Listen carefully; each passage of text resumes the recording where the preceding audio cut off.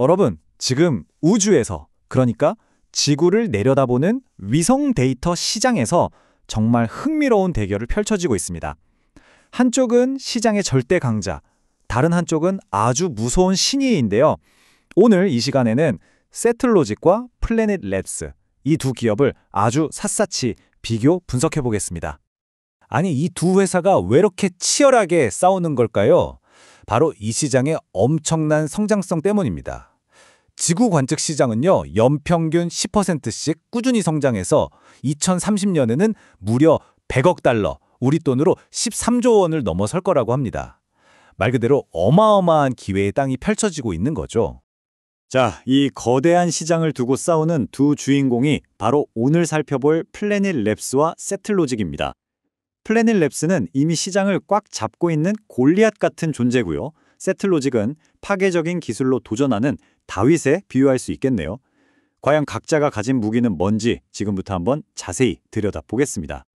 그래서 오늘은요, 먼저 두 회사의 기본적인 전략부터 보고 핵심 지표들을 한번 맞대결시켜 볼 거고요.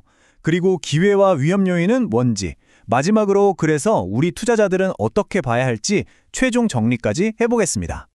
자, 그럼 바로 첫 번째 파트부터 시작해보죠. 두 회사는 과연 어떤 다른 전략으로 이 시장을 공략하고 있을까요?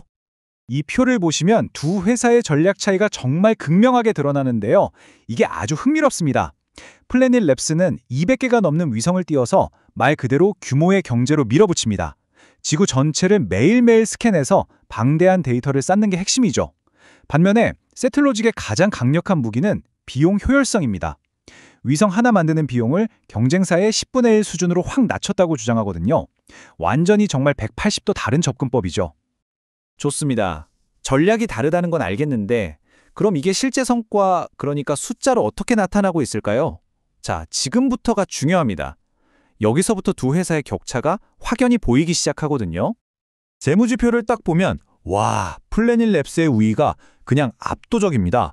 분기 매출은 16배, 연간 매출은 20배나 더 많아요. 하지만 사실 진짜 주목해야 할 숫자는 따로 있습니다. 바로 수주잔고예요. 플래닛 랩스는 앞으로 벌어들일 돈을 계약으로 이미 7억 3,600만 달러나 확보해 놨다는 겁니다.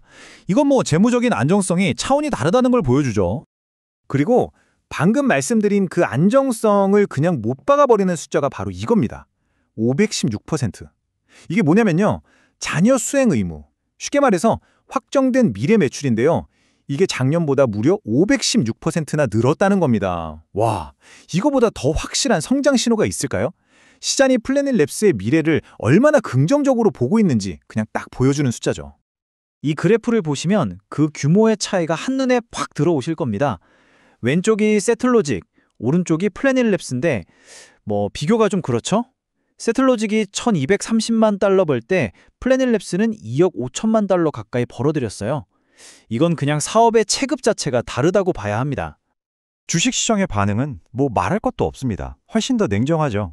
투자자들은 그냥 명확하게 플래닛 랩스에 손을 들어줬습니다. 플래닛 랩스 주가가 218% 폭등하는 동안 세틀로직은 반토막이 났으니까요. 시가총액도 25배나 차이가 나요. 그런데 여기서 재밌는 포인트가 하나 있습니다. 바로 주가 매출 비율 PSR인데요. 이건 비슷해요. 이게 뭘로 의미하냐면 시장의 세틀로직의 성장 잠재력 자체는 여전히 높게 쳐주고 있다는 뜻으로 해석할 수 있는 거죠. 아직은 기대를 버리지 않았다는 겁니다. 자, 지금까지는 숫자를 봤는데요. 그럼 이 숫자들 이면에는 어떤 기회와 위험 요인들이 숨어 있을까요?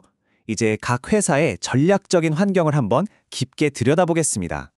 이걸 한마디로 딱 요약하면 이렇습니다. 세틀로직의 가장 강력한 무기는 역시 가격 경쟁력, 비용 우위입니다. 하지만 고질적인 재무 불안정성이 계속 발목을 잡고 있는 형국이고요. 반면에 플래닛 랩스는 규모와 안정적인 정부 계약이라는 막강한 강점이 있지만 그 규모를 유지하기 위한 막대한 설비 투자 비용, 그러니까 캐펙스가 계속해서 부담이 되는 구조인 거죠. 최근에 나온 뉴스들만 쭉 훑어봐도 이 두 회사의 분위기 차이가 확 느껴집니다. 플래닛 랩스는요, 기록적인 실적 발표하고 공장 증설한다고 발표하고 이런 굵직한 호재들이 터지면서 주가가 폭등했죠. 근데 반면에 세틀로직은 인도에서 계약 땄다는 좋은 소식이 있었거든요. 근데 이게 시장이 안 좋고 또 하필 CEO가 지분을 팔았다는 소식이 나오면서 그냥 묻혀버렸습니다. 주가가 전혀 힘을 못 썼죠. 자, 이제 거의 다 왔습니다.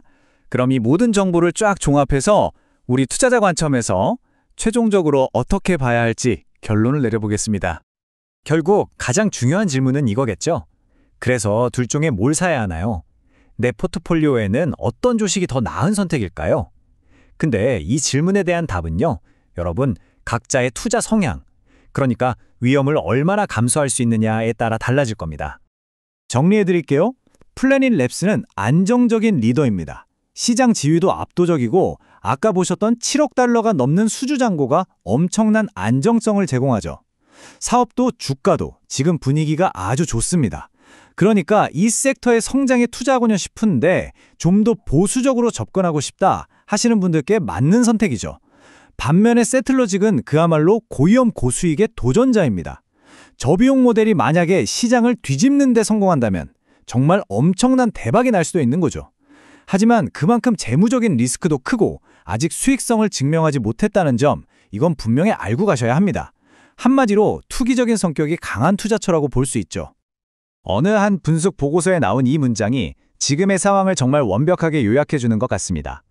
플래닛 랩스는 더 안정적이지만 세틀로직의 저비용 전략은 장기적인 차별화 잠재력을 제공한다. 그렇죠. 여러분의 선택은 결국 검증된 안정성이냐 아니면 파괴적인 잠재력이냐, 이 둘 사이에서 결정될 겁니다.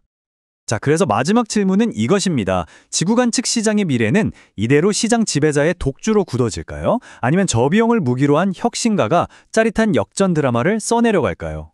이 흥미진진한 대결의 승자가 누가 될지는 앞으로도 계속 지켜봐야겠습니다.